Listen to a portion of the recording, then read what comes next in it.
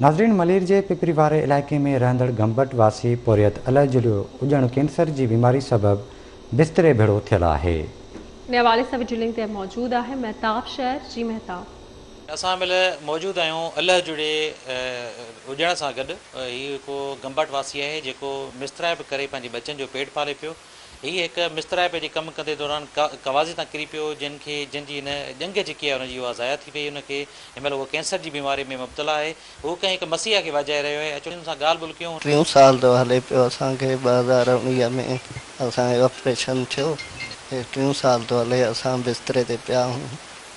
ॾाढी तकलीफ़ आहे। असां वटि इलाज जेतिरो का शइ आहे न जो असां ख़र्च करे इलाज कराए सघूं। वज़ीर आला सिंध ऐं बिलावल भुट्टो साहब खे हथ ॿधी अर्ज़ु था कयूं त मदद कई वञे असांजी। हींअर असां माज़ूर थी पिया आहियूं।